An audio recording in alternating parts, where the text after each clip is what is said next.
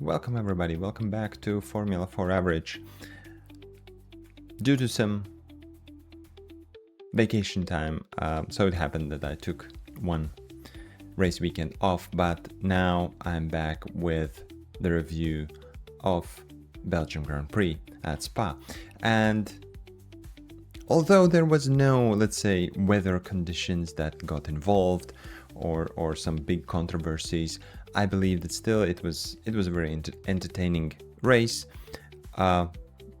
Many things to discuss, so let's just jump into it and let's discuss what happened during the race. And I will skip the qualifying this time because, in my opinion, there were not that much things to discuss, except of course we can say that Kimi Antonelli once again proved his value and proved everybody wrong, not wrong, but proved everybody that he can deliver when it's necessary, and I think it was a stellar performance from him. The rest of the grid, more or less, I would say as expected. Probably maybe George was let's say a little bit, a couple of places down where we expected him to be, but other than that, I think there was nothing out of ordinary there. So without further ado, as I said, let's jump into the race. Let's discuss what happened in the race, and of course we have to start with the lap one. A couple of items to touch there and to discuss. So first things first, of course, the big talking point was the crash between Hamilton and Russell. Unfortunately, it ended Russell's race. From my perspective, I think stewards did everything right. Hamilton received a 5-second penalty. Maybe we can argue, of course, should have been, let's say, 10-second penalty or something, but it was a penalty. He understeered in Russell and ended his race, basically spun him off, and that's it. Nobody, let's say, expected anything else. I believe that there will be a penalty, so it happened. Unfortunate for George, of course, that again his race ends like this. 0 points for him on the championship, which of course can bite him very much towards the second half of the season or the end of the season regarding the champions title. But as I read afterwards, George, he wasn't, let's say, pissed at Hamilton about this incident. He was more frustrated about why he was in that position, because obviously he started P4, but he had a very good, P3, because Norris had a penalty. So he started P3 and had a really good run, and then apparently his battery did not recharge after braking in the first corner, and then afterwards he was out of power, or out of battery power, after Eau Rouge. So he was just, as he said, I believe, sitting duck, and couple of drivers overtook him, including Hamilton, and then yes, Hamilton understeered and hit him. But as I said, Russell was more pissed about the situation, that he was in that position, and he was blaming that the car did not deliver the power he needed when he needed it. So again, one more thing for the Mercedes to sort out. Also, I read that even Toto Wolff said that all Mercedes powered cars today had some power unit issues. So I think it's a big concern that Mercedes have to address as soon as possible. We remember how it started this season with DNFs or DNSs for McLaren, then a couple of DNFs also for Mercedes, for Russell, for Antonelli. So Mercedes has a very good power unit when it is working, but the problem is the reliability at the moment, and they have to sort it out. Otherwise, their drivers let's say they lose points because of these reliability issues. Of course, another thing was that was a little bit later in the race, the other contact, let's say, between Piastri and Leclerc. Again, here I don't agree with Stewart's decision that there was no, let's say, it was deemed racing incident, no issues or no penalties awarded, so to say. I think, in my opinion, that Charles should have received a penalty. It didn't happen. At the end of the day, I believe that it ruined Piastri's race, because there was quite a bit of chunk of carbon fiber taken out of his car, so probably he lost quite a bit of a downforce with that and after that. So in my opinion, Leclerc ruined in a way Piastri's race. So, but again, I'm not a Stewart. Stewards probably know better, and they didn't give any penalties for that, but it was what it was. Another thing to discuss was those VSCs, and Leclerc was one of the winners, because the VSC came out, obviously he said it himself, it came out at a very favorable time for him. So in his pit window and at the moment when he was at the pit entry, basically. So they Ferrari double stacked both of their cars. It worked out fine for Leclerc, and he jumped Antonelli on track position. It didn't go so smooth for Hamilton, because Hamilton at that time was serving the 5-second penalty. Plus, there was some miscommunication or issue, and one of his mechanics got hit, I believe, and I think this is what happened, because Hamilton was complaining that his front wing has some problems, or it was, I don't know, maybe it was damaged during the contact in the first lap 1. He wanted to do some changes. The mechanic sort of went and tried to do those changes at the moment when Hamilton accelerated out of the pit box and hit the mechanic who was working, or he was trying to reach the front wing and do the regulation adjustments. Luckily nobody got seriously hurt. However, afterwards Ferrari have received a penalty, a fine. I think it is 30,000 euros with this 10,000 euro suspension. Okay, it's pocket money for them, but on all seriousness, I think it was a serious issue. Probably they will take a look what went wrong there, and I truly believe that health and safety issues should be solved, and there shouldn't be any kind of these things happening. Yes, it is a high stress environment and everything, and happens very fast. However, there should be protocols and processes in place so that this should not happen. And apparently, as Hamilton said, everything went green, meaning that green light was there and he was sort of free to go. But for whatever reason, that was not the case. Somebody made an error, and obviously Ferrari have to investigate what happened there.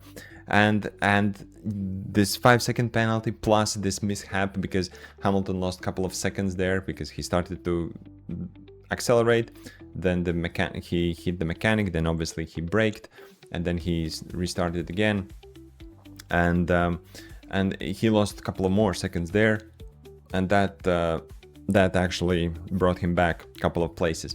What was interesting, I think he lost track position to Piastri.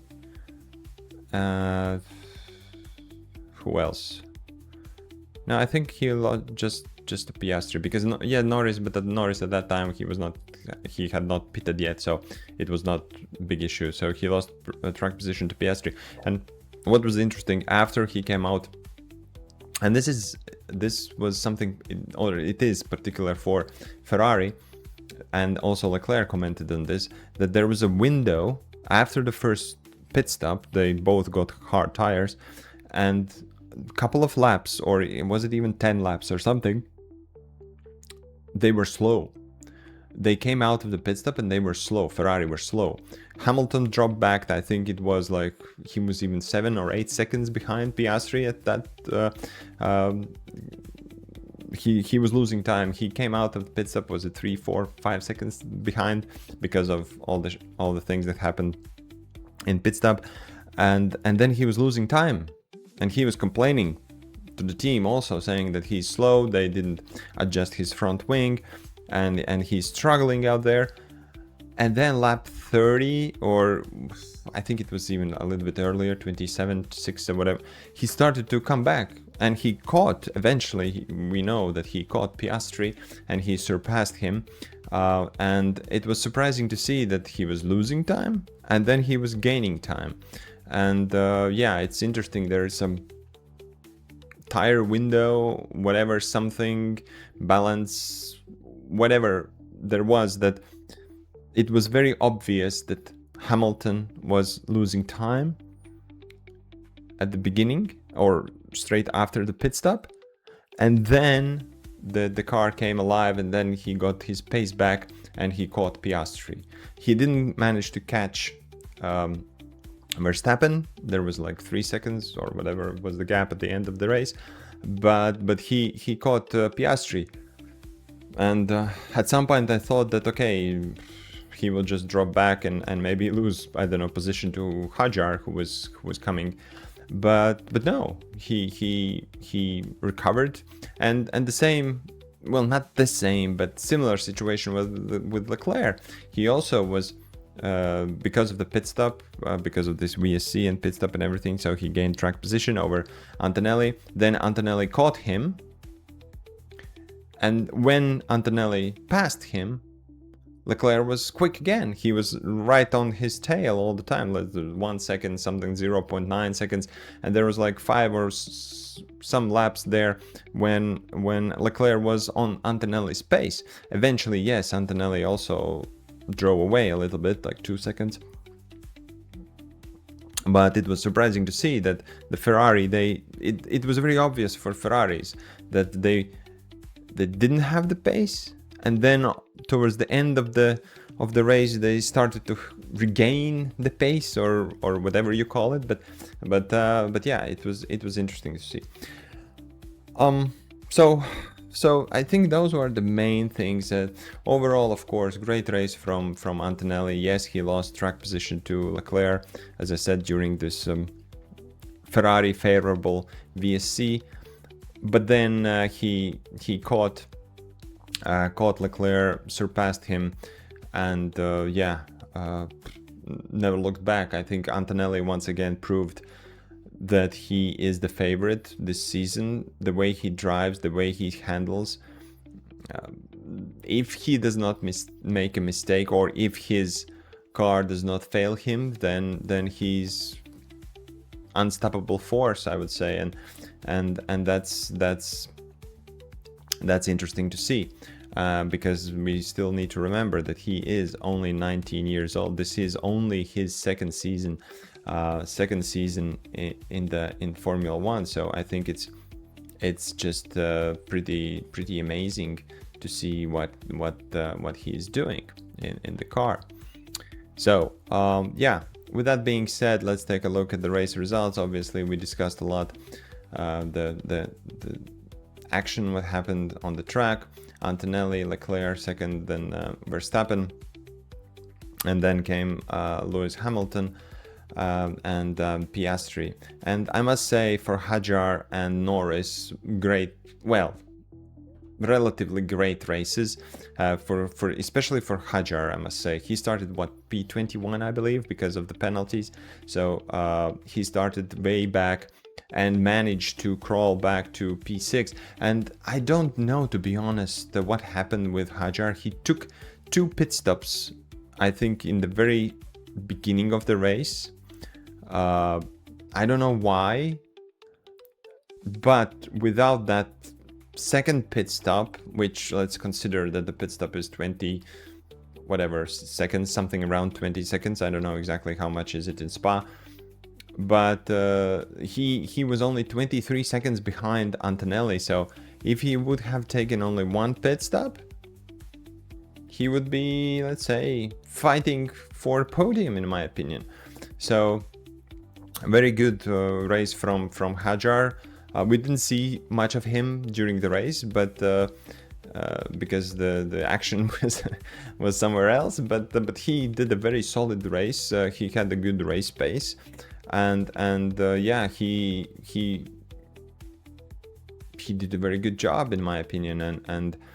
And considering that he had extra pit stop, I don't know for what reason, but considering that he had it, it's a very good result.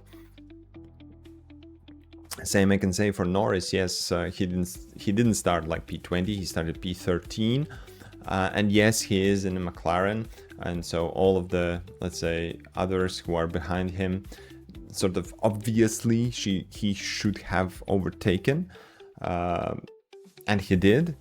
So damage limitations, I guess, in a way. I don't think there was more pace for him to fight for something more.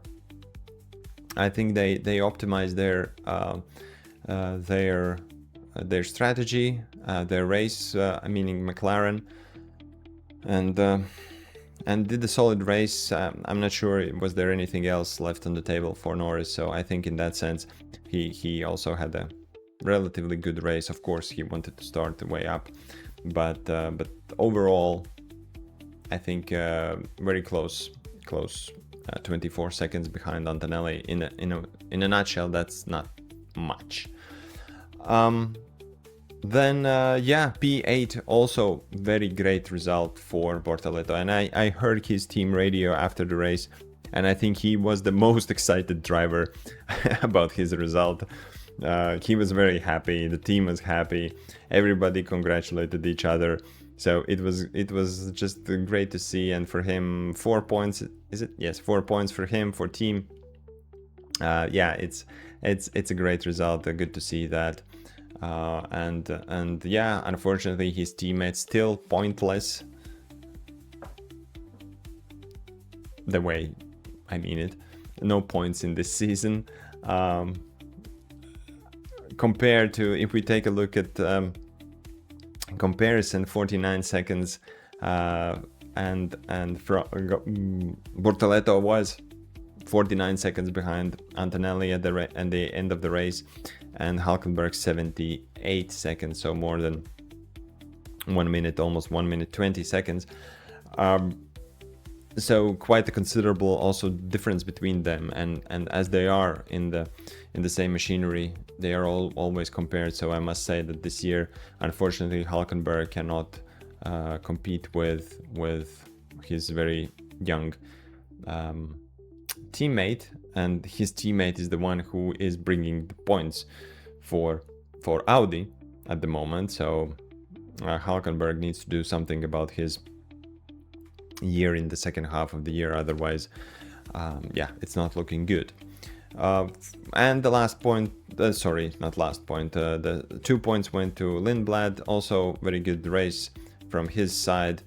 I think with Racing Bulls being, let's say, the team also the best of the rest, I think it's good result for him. And yeah, unfortunately, Lawson did not manage to score points, but Lindblad did, and good race for him. And the last point went to Colapinto. As both Alpines were very close, I think, the whole race. They obviously they are sort of in a B tier or in a different category at the moment, because the difference between the 9th and the 10th place is rather huge. But still, between themselves, Colapinto was the better driver this weekend. Good for him. I believe he needs to prove that he's worthy to stay in Formula 1. It has been a bumpy ride for him last year, this year, and it's good that he can score some points and outperform his much more experienced and let's say lead driver of the team. So I'm happy. I'm glad that Colapinto is there. For the rest, unfortunately, nothing much to mention there. Yeah, Haas, unfortunately, after the good start of the season and the good end of last season, they have been, let's say, not there. They've been not competitive, and they are falling back at the moment, unfortunately. The same for Williams. Whatever they do, it doesn't seem that they can improve something at the moment. They need some big upgrades in order to improve their car, and as far as I understand, they have mainly shifted their focus towards next year. I'm not sure, we'll see. The interesting thing is about Aston Martin. Apparently not for next race, but the race after, for the next race they are bringing some upgrade package, but after the summer break, in Netherlands, in Zandvoort, they are bringing a power unit upgrade. So we'll see, because at the moment their pace is just awful. I think they are like even 4 to 5 seconds slower per lap than the rest of the field. So that's just appalling, and they know it. But at the moment, there's nothing much they can do because the power unit is not capable, and the package isn't just not working. So yeah, that's the situation with them, and unfortunately, they have to survive. So looking at Drivers' Championship, Antonelli again extending his lead. So now his lead is 45 points, and second place now goes to Hamilton because Russell did not score any points this round.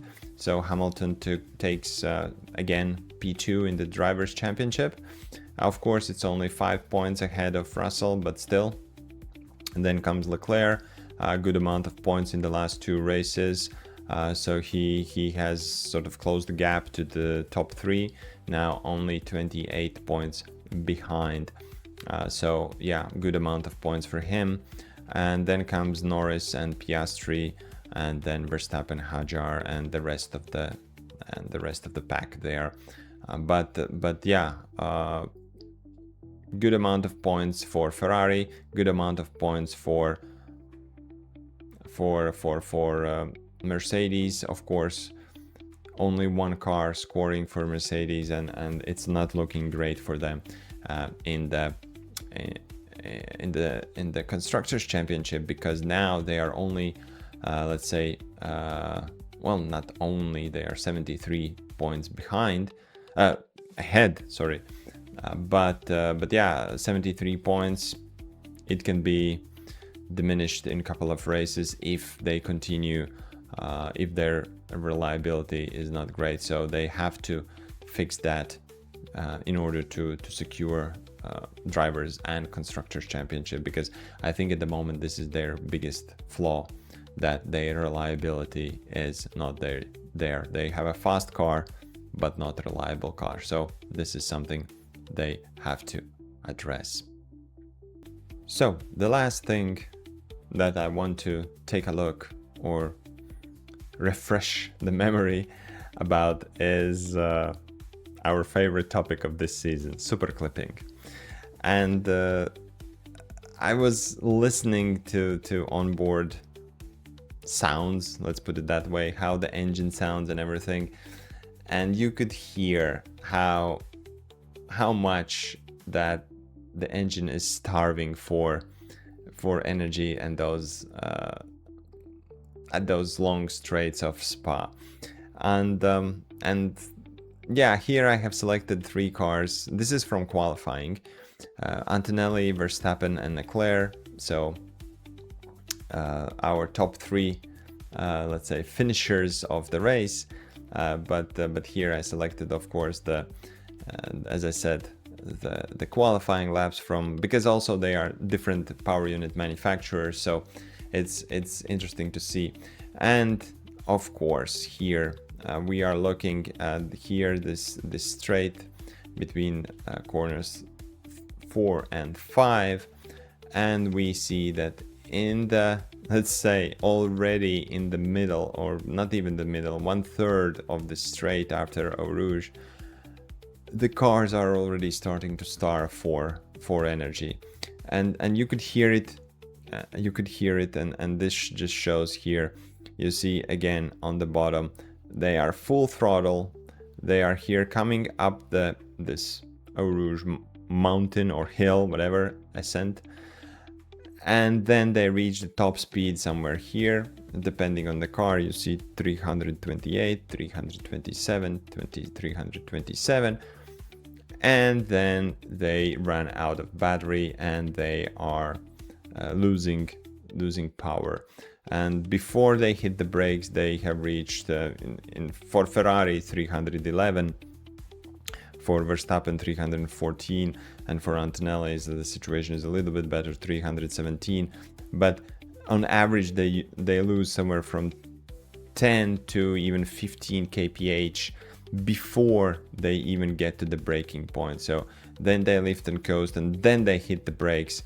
And yeah, it's I think this is the sad story of Formula One for this season, that in the straight the car is not accelerating, it's decelerating, and this is the unfortunate situation. We can see also here the same, hitting the top speed, and then the car is starving for power, and they are flat out. You can see here on the bottom, the throttle is 100% applied, but the car is losing power like significantly. And here the situation towards the end of the lap is even worse, because they have used all the battery before and they have not managed to recharge it that much, and now here they are starting to lose even more power. And this is the unfortunate story of this year. What is interesting, we see here in the middle sector that Verstappen has significantly more power or more speed than Ferrari or Mercedes. And is it because of how they have applied their power? Because, for example, here Verstappen, we can clearly see, we can zoom in this part, we can see that Verstappen is not applying that much power here in the straight between 9th and 10th, then the corner, of course, and then Verstappen has more power in this little straight between 11th and 12th. So this is let's say, I think it's different deployment between the cars, between the power units, but the overall picture is still the same, that we are seeing super clippings all over the place, and yeah, not great. And Formula One has to address it as soon as possible. So thanks for this graph again to GP Tempo. Great to explore these things and great to compare, and it's very interesting to see how different power units are applying or speed, not speed, they are applying power, and how that relates to speed on track, and cornering speeds and straight speeds and so on. So yeah, this was the last thing that I wanted to address again, showing that this Formula One is not fixed. There are still some things that they need to do. There are still some topics they need to address in order to become so that the, let's say, essence of Formula One is back. But at the moment, well, of course, Spa is also, let's say, a little bit outlier, very demanding track with power demanding track with little option to recharge. But yeah, it's unfortunate that these things, we are even discussing these things. So that's the not great part of the race. So with that being said, thank you very much for listening. It was overall, it was interesting weekend. It was great fun, good race, couple of items to discuss. And next week we come back for the next race already. We'll see what's the packing order there, because there might be some surprises. I hope so. I always hope that there is something interesting in the race. So with that being said, thank you very much for watching. Thank you very much for listening. Stay safe, and bye.